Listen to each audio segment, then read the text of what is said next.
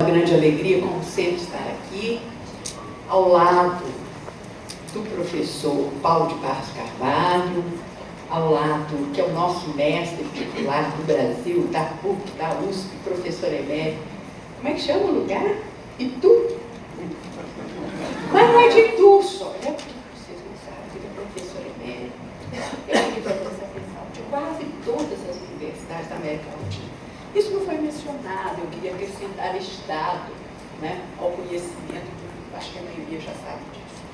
E ambos, o professor Paulo e o professor Roque, então nós três, filhos de Geralda Thalia.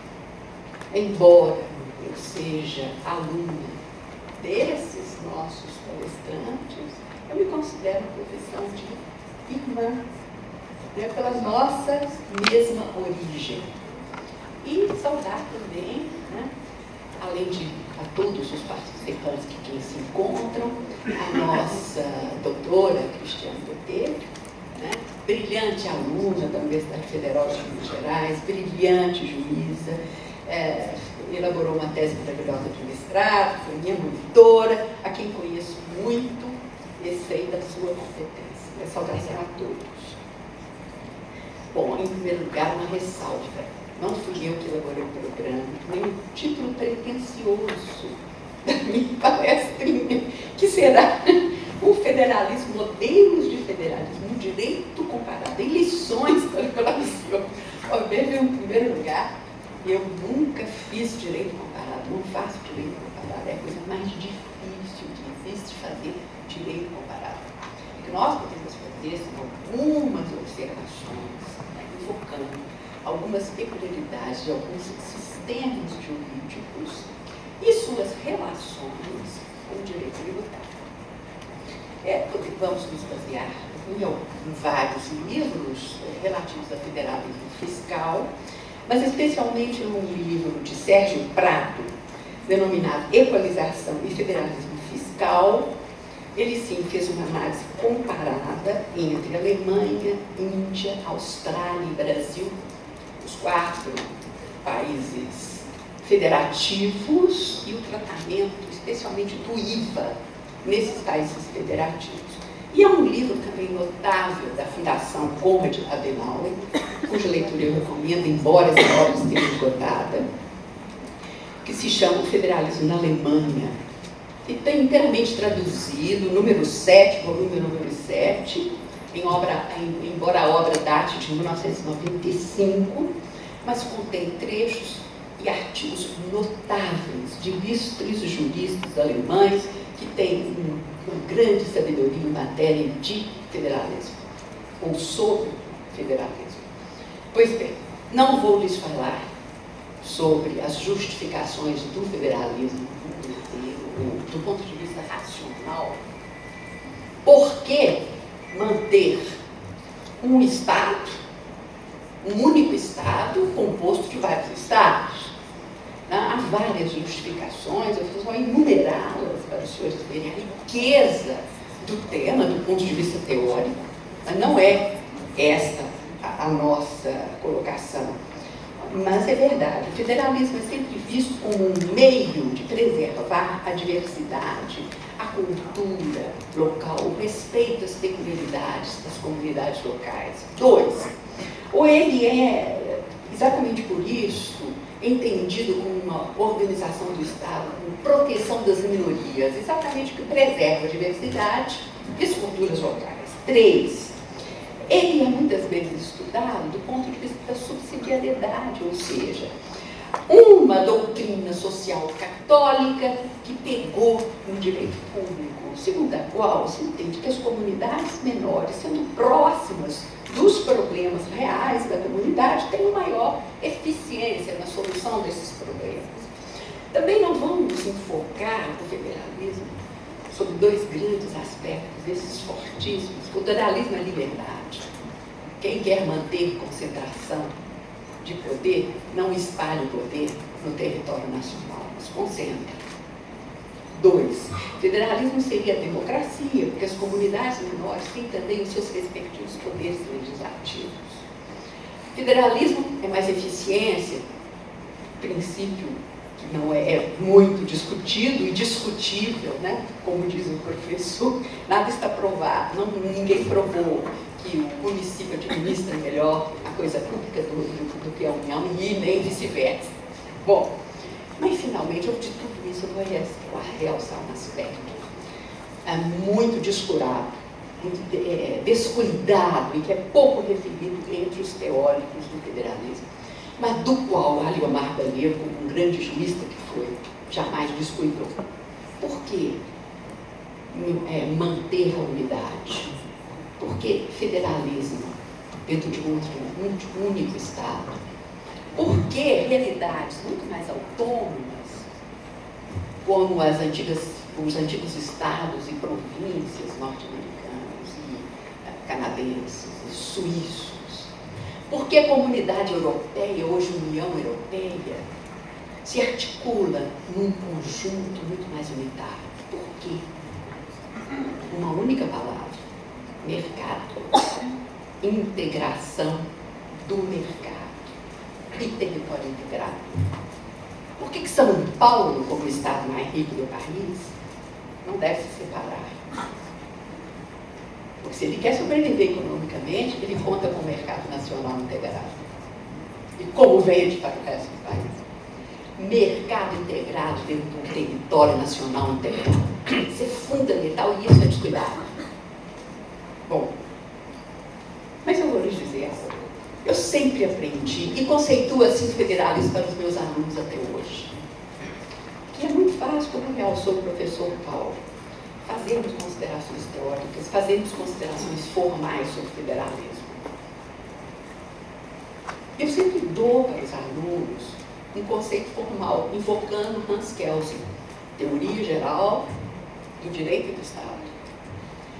Mas esse grande jurista sempre foi tão forte, tão profundo, que até hoje ele tem uma realidade que é importante. Ele disse: o federalismo é uma forma de Estado em que há uma descentralização territorial dentro do território nacional, não apenas administrativo e financeiro, porque isso também ocorre nos países unitários, mas ainda, e nisso está a sua característica essencial, uma descentralização político-jurídica. Ou seja, nele há uma relativa descentralização do poder. Então aí está a tônica, descentralização do poder, com consequente descentralização da ordem jurídica. De modo que as normas que só valem para parte do território, estados e municípios, por exemplo, têm que nascer de poder legislativo próprio dessas comunidades parciais e dessas descentralizações parciais. Poder legislativo composto de cidadãos eleitos, né, pelos eleitores das respectivas comunidades. Ou é democracia direta, os cidadãos votando diretamente, ou poder legislativo próprio. E em que as normas que obrigam a todos, a isso se referia o professor Paulo de Barros Carvalho, as normas que obrigam a todos, que são, portanto, nacionais, nascem dos eleitores, dos cidadãos, porque só os cidadãos detêm o poder, dos cidadãos, vindos ou diretamente ou representados em todo o território nacional. Daí a composição do Congresso Nacional. Quando Kelsen explicou isso há tantos anos e outros, esse é um ponto comum no nosso raciocínio. De modo que o federalismo é um conceito constante em evolução. Não há dúvida, não tenho dúvida disso, né? Lida com uma realidade mutante. Nós estamos lidando com uma realidade mutante. Ele está em graus, está em degraus. Mas sempre nós vamos ter, em todo o sistema federativo, essas duas coisas. Qual é a competência constitucionalmente delimitada? Agora eu estou me referindo ao campo tributário, a questão da competência, quem vai legislar, quem tem poder, como é que é essa distribuição do poder entre as pessoas, os estados federais. 2. Com a participação dos estados direta na formação das leis federais e nacionais. Os dois pontos são relevantes para entendermos o tal de federalismo. E isso sempre se deu entre nós, ou por meio de uma Câmara Alta, chamada Senado, modelo dos Estados Unidos, que nós copiamos, optamos por um Senado, com representação paritária, 3 por Estado e Distrito Federal, e que, em princípio, representa o interesse dos Estados. Ou um outro tipo de conselho, que é como seria o caso, como é o caso do Conselho Federal na Alemanha, que é uma espécie de Câmara Alta, mas com funções e composição totalmente diversas do modelo federal senatorial norte-americano ou nacional. Então, como é que nós vamos tratar disso? Eu me valei aqui da classificação de Sérgio Prado para responder 2 perguntas. Primeiro, é conveniente fazer transposição legal de um modelo de federalismo, de um modelo qualquer para outro país? A minha resposta vai ser não, absolutamente não. Isso nunca vai dar certo.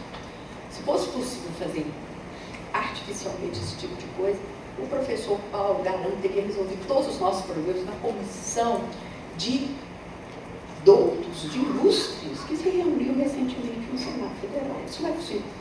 Daí a raiz dos nossos problemas. Nós fomos aos Estados Unidos, a primeira Constituição republicana, buscamos lá o federalismo norte-americano, com a nossa Câmara Alta Senatorial, estamos os nossos problemas instalados até hoje, porque não correspondem à realidade nacional. Né? Vamos responder não. Há necessidade para convivermos num Estado federativo de federalização do nosso IVA, como é o caso do nosso ICMS? Vou responder que não também. Isso não é necessário. E para isso nós vamos seguir a classificação de Sérgio Prada, que classificou aqueles 4 estados segundo 3 critérios.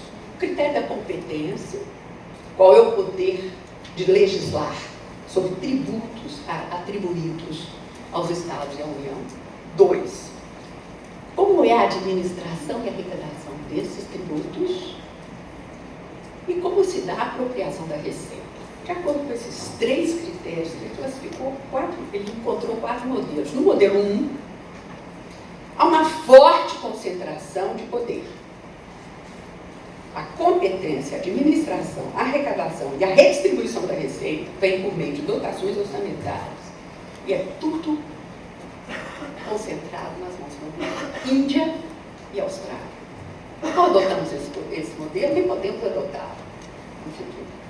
O segundo modelo, que é o da Alemanha, concentração de competência, portanto, legislativa na União, mas descentralização da administração, da arrecadação e da distribuição de recursos. A administração é eminentemente, a arrecadação é eminentemente estaduais. Para os principais tributos, imposto de renda, pessoa física, pessoa jurídica e IVA. Não adotamos também este modelo. Modelo 3, ICMS, competência legislativa, concomitante, né? Porque nós temos as normas gerais de direito prioritário nacionais, que são geradas pelo Congresso Nacional, e as normas editadas pelas Assembleias Legislativas. com a administração e arrecadação autônomas do nosso ICMS, Brasil, modelo 3. E modelo 4, com total autonomia, Canadá. Se nós queremos um federalismo de liberdade e de independência entre as províncias, simplificaríamos com o Canadá.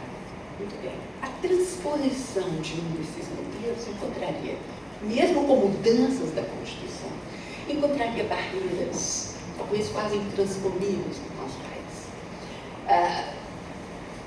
Vamos analisar, por exemplo, a transposição do modelo alemão, apenas na parte tributária, que muitos dizem que a raiz dos nossos problemas está exatamente no ICMS, na guerra fiscal. A guerra fiscal realmente tem que ser banida. Como conviver com esse dilema? Não devemos federalizar, quer dizer, em vez de correr em 2 IVAs, como ocorre no país, um IVA federal, IPI, PIS, COFINS, e dos estados, nos estados corre o chamado IVA, entre aspas, estadual, o ICMS estadual. Não podemos fundir tudo e concentrar-nos mais ainda no poder tributário em mãos da União. Não é assim que procede a Alemanha. E assim, hora e volta alguém diz isso, olha, para transpor o modelo alemão, só nessa parte, nós não estamos fazendo o que a Alemanha faz.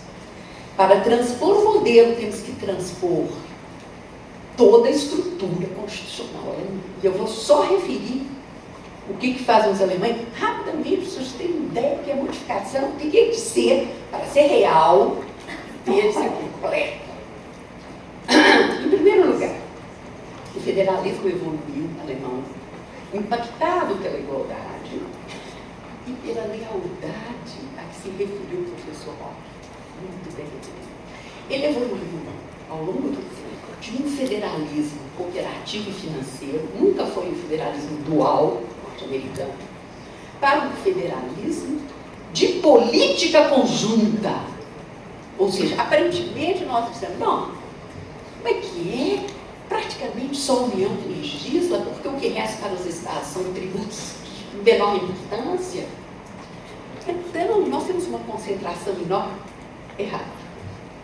A União tem um federalismo de política conjunta, a política decidida junto com os estados, a política nacional, a política federal.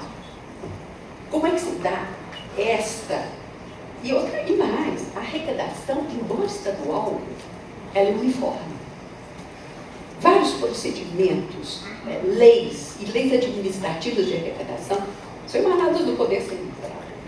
Mas existe uma grande interferência dos estados. Por que a Alemanha preferiu adotar um Senado? Desculpe, um Conselho Federal em lugar de um Senado? Porque o Senado, modelo dos Estados Unidos, é formado de representantes eleitos majoritariamente nos estados, diretamente nos estados. Mas este modelo enfrenta aquilo que se chama de prioridade dos programas partidários. Então, os nossos senadores são homens muito mais preocupados, vamos dizer, com a sua carreira política, com o seu partido político e com o programa do seu partido político, do que com os problemas reais, cotidianos da administração de cada um dos estados. Exatamente por essa razão, a Alemanha rejeitou a Câmara Alta nesse modelo clássico e elegeu um Conselho Federal. O Conselho Federal é um órgão permanente. Mas quem que compõe o Conselho Federal? Os governadores de Estado, direto, estão lá na elaboração das leis federais. Os secretários de Estado, olha a posição do secretário estadual da Fazenda, e outros assessores. Dizem os alemães, realmente a democracia perde com isso, porque não há eleição direta para o Conselho Federal. Quando se elege o governador e quando se elege os membros das assembleias legislativas, modelo parlamentar, já se sabe se está elegendo o gabinete, se está elegendo o senador, quer dizer, entre aspas, e se estão elegendo exatamente os outros senadores como secretários, o gabinete que administra os estados. Então, a prioridade não é o programa, mas os problemas concretos e administrativos dos estados. Então, qual é a competência desse? Se algum membro do Conselho Federal deixa de ser membro do governo estadual, automaticamente ele sai do Conselho Federal. Qual é a competência desse Conselho Federal? Ele tem iniciativas de leis tributárias e financeiras e qualquer lei de interesse administrativo, financeiro ou político dos estados. Claro que eles não vão ter iniciativa de lei nem veto sobre o Código Civil, direito às obrigações. Não é essa a questão. 2. Eles aprovam ou não os projetos de leis de iniciativa do Executivo Federal. O Executivo Federal, quando elabora um projeto, remete em primeiro lugar para o Conselho Federal. Pode não passar para o Conselho Federal. 2. Eles têm o poder de veto de forma absoluta de leis aprovadas pela Câmara, consideradas prejudiciais aos interesses dos estados. O Conselho veta ou aprova, mas não fica só nisso. Quanto à União, edita uma lei regulamentando o IVA, que é a legislação federal, o imposto da pessoa física, da pessoa jurídica, a União vai baixar um decreto e vai baixar um regulamento. O Conselho Federal aprova ou não o regulamento ou o decreto do Poder Executivo Federal. Então, as normas de procedimento administrativo, da cobrança e da arrecadação são uniformes, porém, há uma forte participação dos estados, dos respectivos secretários de Fazenda. É como se o CONFAS tivesse sido eleito como Senado Federal, mas os governadores. Então, a presença é muito forte. E como se não bastasse, a propósito do tema abordado pelo professor Eduardo Maneira, como fazer conciliações.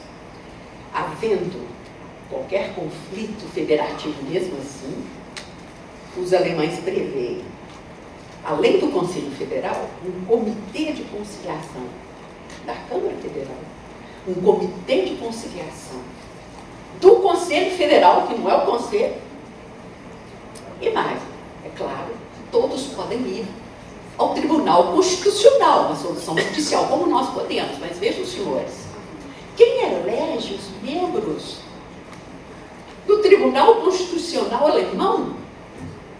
Metade dos membros são eleitos pelo Conselho Federal. Então, o senhor secretário da Fazenda Estadual tem uma força danada, porque ele é eleitor do ministro, o correspondente ministro do Tribunal Constitucional Federal. E mais, a outra metade é escolhida pela Câmara Federal. Então, vejam bem, os senhores, nós estamos em face de um federalismo, de fato, de política conjunta. Coisa muito longe de ocorrer em nosso país. É algo que não se pode ser transplantado. Porque isso é muito comum, já vi sugestões no âmbito federal. Não! O ICMS na Alemanha, ele não é estadual, ele é federal, vamos transpor. Vai, mas transpõe o resto todo. Então, é algo difícil. Distribuição da receita. Não se dá como no Brasil. A lealdade, a transparência e a confiança são tão fortes, embora disputem receita entre si, como em todo lugar nos estados, é que na Alemanha há uma distribuição de recursos vertical, ou seja, da União para os estados, dos estados para a União. Mas há uma distribuição de recursos interestadual, quer dizer, recursos que viessem de São Paulo para o Piauí. Nenhum estado pode ser tão pobre que não tenha uma arrecadação média financeira suficiente. É um federalismo impactado por uma política conjunta comum pelo princípio da igualdade da isonomia. Quando nós satisfazemos a raiz dos conflitos, somos pobres. Não temos infraestrutura, não temos logística, não temos educação. O jeito é fazer guerra fiscal.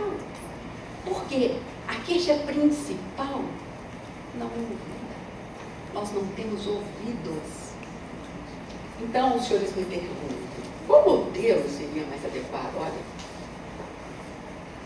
federalismo norte-americano, federalismo canadense, prestigiam a liberdade, em primeiro lugar, e as autonomias. Federalismo alemão prestigia a autonomia política conjunta, porém ele é fortemente impactado pela igualdade. A Constituição brasileira, na minha opinião, nos obrigaria a adotar um modelo próprio, evidentemente, mas que também fosse impactado pela igualdade, porque não nos é dado manter injustiças regionais. Isto não é possível.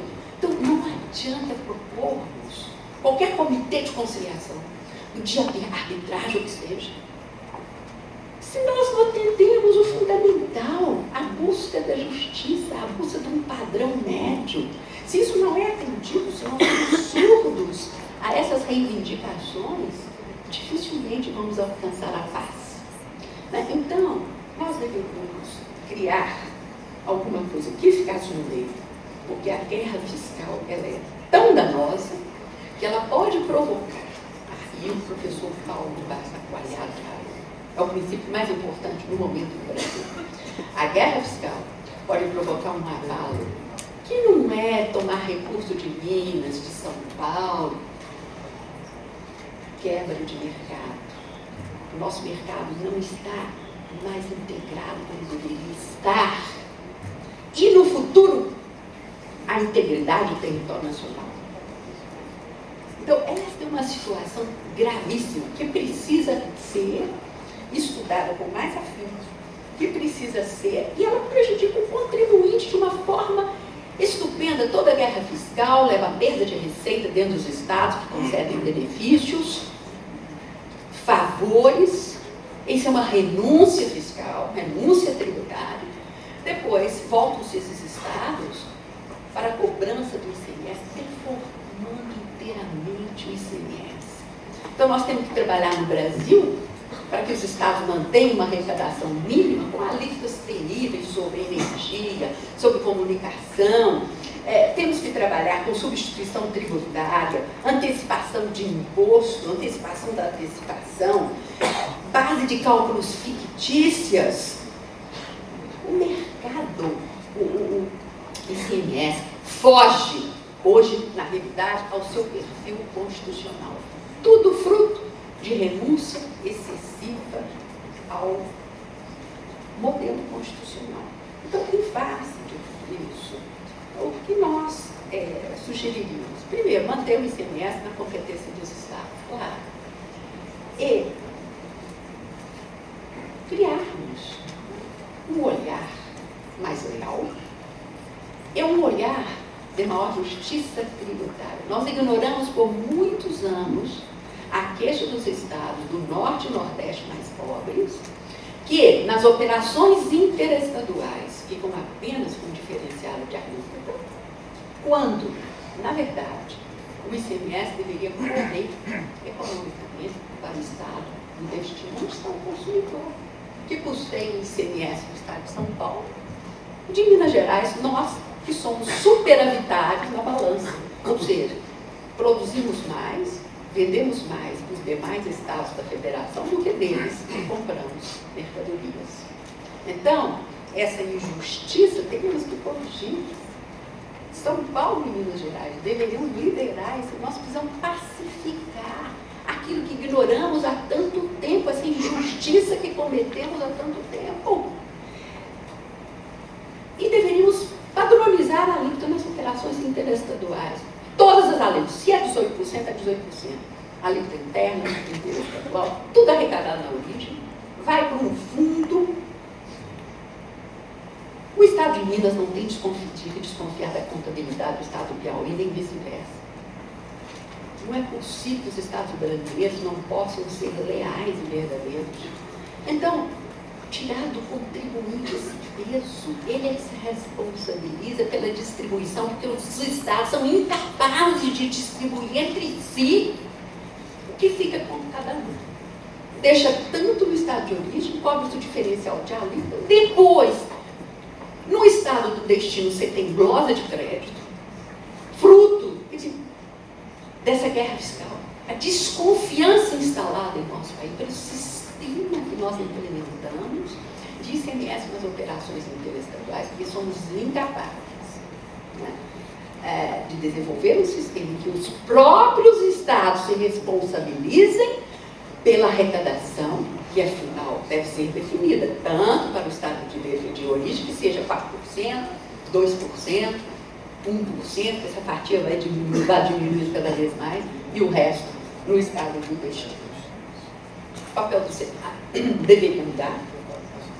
Se houvesse aqui um senador, eu faria apelo ao Senado, porque o Senado Federal não exerce as suas funções. Não digo que ele vai ser um Conselho Federal, mas ele é totalmente ausente desses problemas. Louvo a iniciativa do presidente Sarney, que criou essa comissão, porque, honestamente, senhores, tem lá um dispositivo na Constituição que atribui ao Senado Federal competência exatamente para falar sobre o sistema tributário, sua eficiência, de forma genérica. E ele não exerce esse papel, não monta. Essa comissão do professor Paulo de Barros é uma comissão esporádica, isso tem que ser permanente. Para haver conciliação, estudo, tem que haver um órgão. O Senado Federal tem poderes na Constituição, não os exerce, porque fica lá na briga de partido político e dos seus programas de governo. Dessa forma, não teremos jamais um federalismo que funcione, né? Um federalismo de política integrada, de política conjunta, né? E para pacificarmos o conflito, primeiro, justiça.